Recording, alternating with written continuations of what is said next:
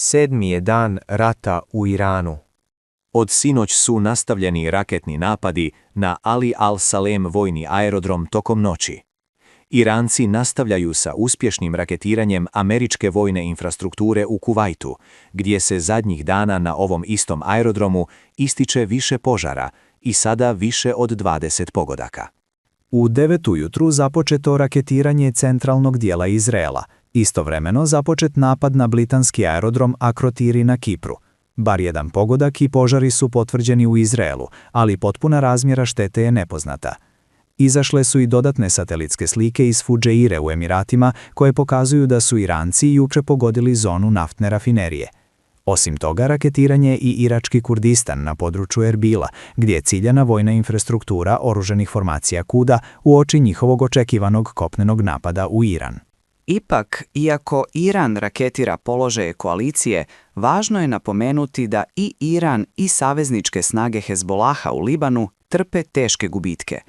Od ulaska Hezbolaha u rat, Liban je danonoćno i nemilosrdno raketiran, te je čitav južni dio Bejruta, naseljen šiitima, postao meta izraelskih bombardovanja.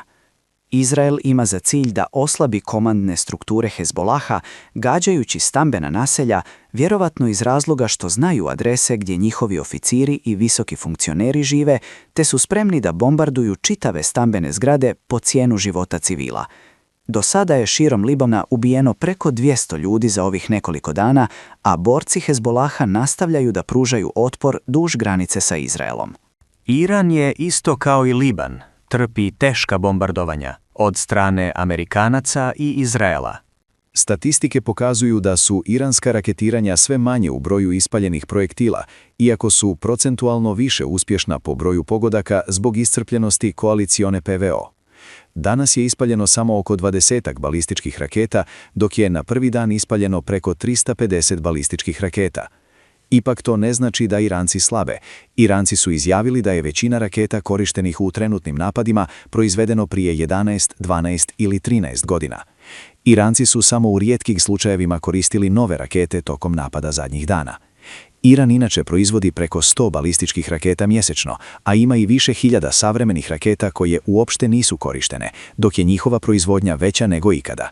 Važno je navesti da Asad nije gađao iranske bunkere koje skladište rakete u istočnom dijelu zemlje, kao što su i sami pokazali, te se pravi haos tek očekuje, a trenutna situacija, koliko god da je šokantna, je tek zagrijavanje.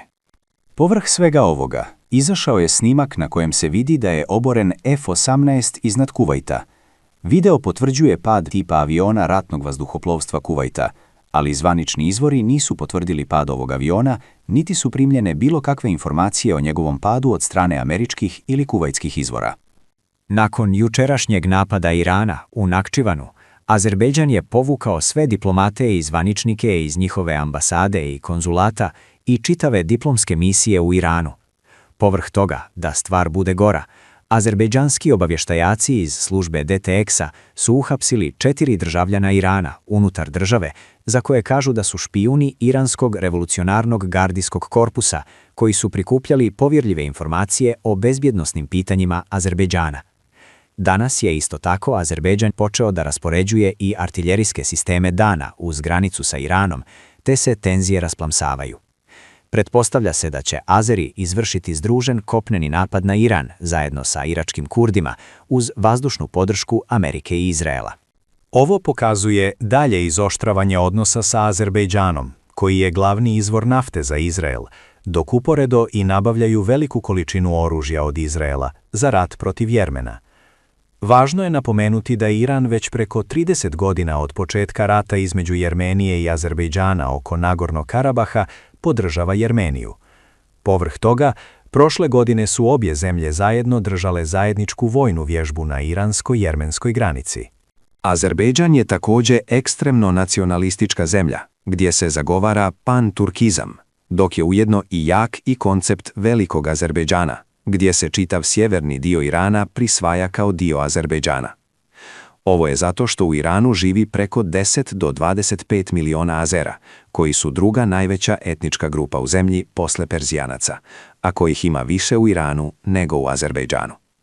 Ipak, u Azerbejdžanu se zanemaruje šiitski islam zarad sekularnog panturkijskog i azerbejdžanskog nacionalizma u saradnji sa Turskom, zbog koje dosta Azera prelazi sa šiitskog na sunitski islam. Ovo je oduvijek bila prelovna tačka Azera u matičnoj državi i samom Iranu, zato jer svi stanovnici Irana izjašnjavaju lojalnost ajatolahu na osnovu zajedničke šiitske vjere bez obzira na različite nacionalne pripadnosti, dok je veliki dio iranskih zvaničnika azerske nacionalnosti, uključujući i pokojnog ajatolaha Hamneija. Azerbejdžan je veliki saveznik Izraela i Amerike, kao i glavni izvor nafte Izraela kojem je azerska naftna neophodna za ratni napor. Dolo je vjerovatno da će se i Azerbejdžan zajedno sa Kurdima uključiti u rat protiv Irana u okviru kopnene invazije. Uveče se dogodio još jedan napad, gdje su Iranci uspješno pogodili vojni aerodrom Princ Sultan kod Rijada u Saudijskoj Arabiji, što je potvrđeno snimcima. Isto tako je večeras gađana i američka kasarna Victoria kod Bagdada od strane iranskih dronova, koji su je uspješno pogodili, te se jasno vide oblaci crnog dima. Lansirani su i dodatni projektili u pravcu Tel Aviva u Izraelu, međutim oni su presretnuti. Ipak se istakao važan detalj, a to je da su radali za rano upozorenje izdali upozorenja u Izraelu tek 1 minut nakon lansiranja, dok su prije po 6 minuta unaprijed uočavali iranske rakete. Ovo je zbog ranijeg uništenja američkih radara širom Bliskog istoka, što su potvrdili i izraelski mediji. Kao primjer vidimo slike sa kasarne Arifdžan u Kuvajtu, gdje su svi američki radari uništeni prema satelitskim slikama. Povrh toga izašle su i nove slike iz Emirata gdje se vidi kako su Iranci uspješno uništili bateriju sistema Patriot, potvrđujući dodatne PVO ubitke američke koalicije. Američki mediji poput CNN-a su također izjavili da su uspjeli da potvrde da je kod vojnog aerodroma Princ Sultan u Saudijskoj Arabiji stvarno pogođen radar PVO sistema dugog dometa THAAD, koji je juče uništen.